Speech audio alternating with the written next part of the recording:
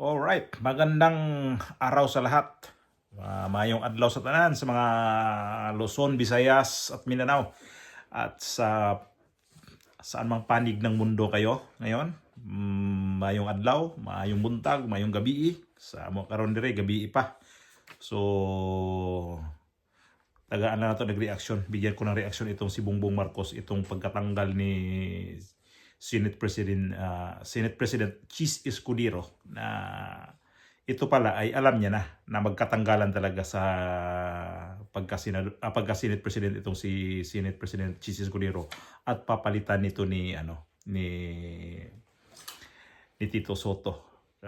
Sa interview pa lang nung doon pumunta to sa saan ba to nanggaling siya sa ano bang bansa yun pinuntahan niya at mayroon siyang ginawa doon na press-con ay naitanong sa kanya itong nangyari nga sa Pilipinas na nagpalit ng liderato dito sa mga senador Cambodia, no? So doon pa lang alam niya na itaon nyo na pag wala ako dito, doon kayo pagpalit ng liderato dito sa Senado kasi para naman sabihin na wala akong alam diyan, pero siya mismo nagsabi na mayroon na daw galawan ganun pa sa kamay niya yung video niya ito yun.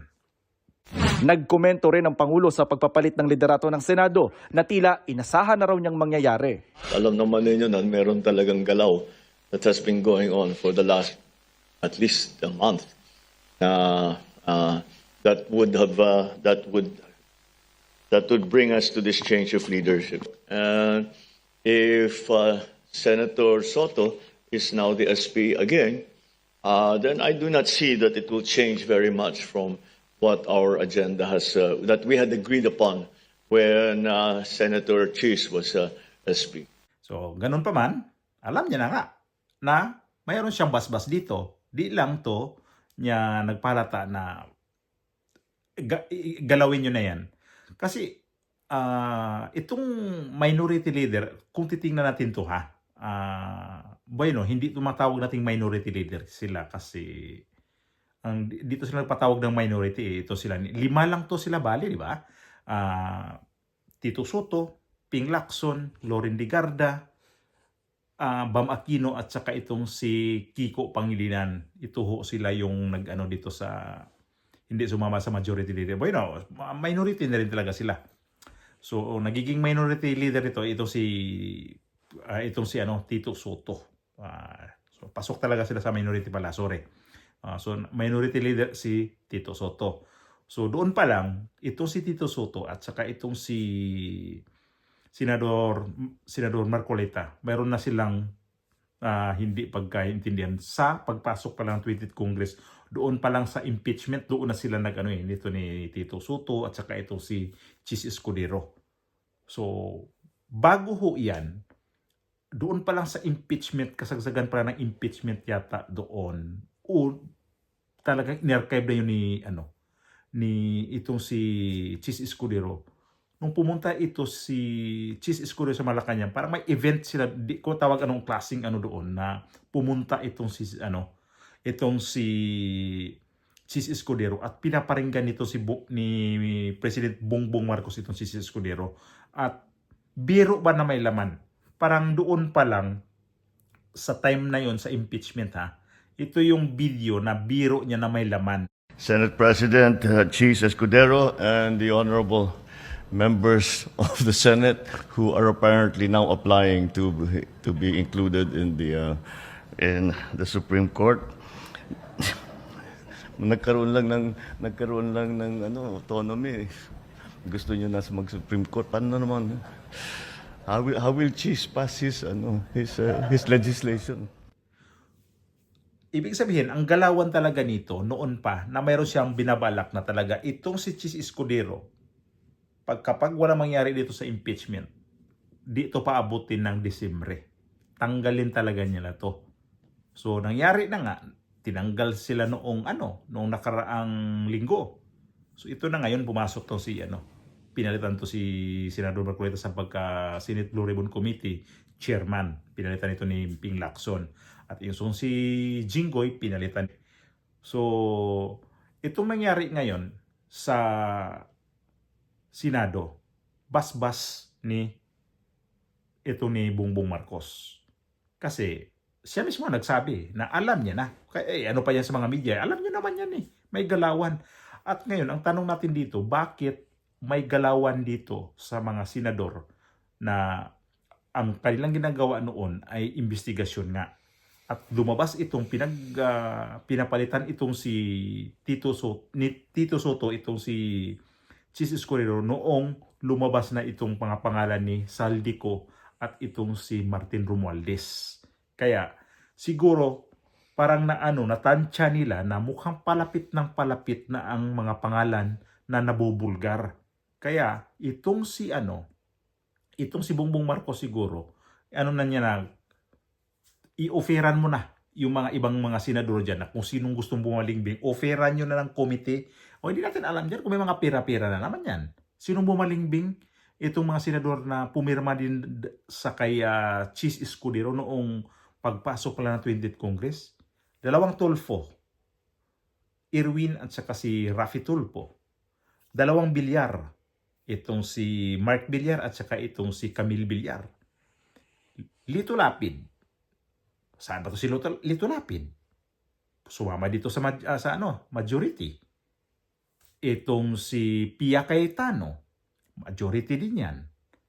So, sa ngayon, itong 15 na mga senador, i-compare dito sa minority natin na nandito yung Duterte Black, itong 15 na mga senador, piligroso pa rin ho ito. Kasi dito sa Siam, ilan lang yung kukunin na gusto nila magpalit ng Senate President? 13 na senador ang dapat mayroon sila. Itong Siam, hindi ilan na lang kunin nila.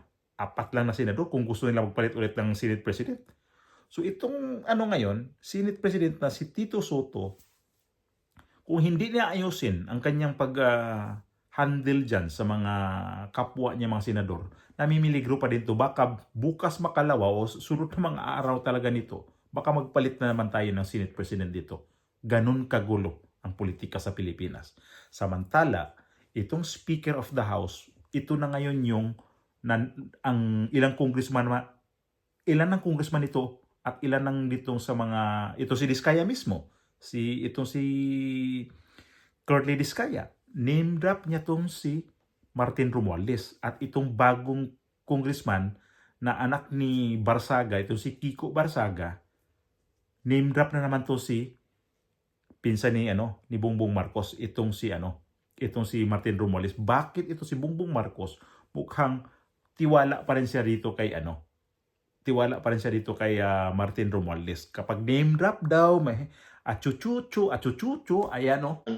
Sabi ng Pangulo kasama sa iimbestigahan ng komisyon ng mga pangalang idinawit ng mag-asawang Diskaya sa korupsyon sa flood control projects. Isa sa mga lumutang na pangalan sa pagdinig, ang pinsan niyang si Speaker Martin Romualdez na ayon sa mga Diskaya, ilang beses daw binabanggit ng isang kongresistang katransaksyon umano nila na malapit na kaibigan daw nito. We'll see kung name dropping lang or if there's something more substantial to it. Kung totoo, totoo. Kung sabi-sabi lang, haka-haka lang, we will also show that. Haka-haka lang. Alam naman ninyo yan. Name drop lahat. Di niya talaga kaya na banggitin ang kanyang pinsan sa ganitong sitwasyon ngayon. Mangyayari pa nito, parang tinakpan niya pa.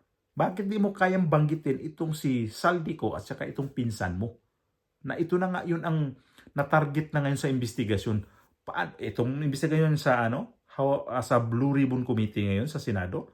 Sana nga ituloy ito ni Lacson talaga kung paano nang umpisahan to ni Senador Marcoleta. Sana walang baguhin dito.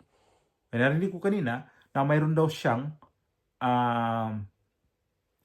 ayusin dito sa sa Senate Blue Ribbon Committee. Anak ko naman Sus naman Ay bago ho yan. Ito pala.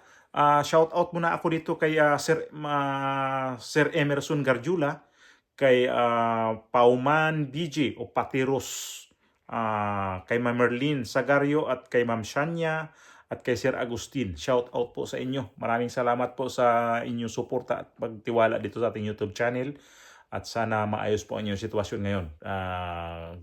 good morning po sa inyong lahat dyan. Sa mga nasa Pilipinas ngayon, good morning na.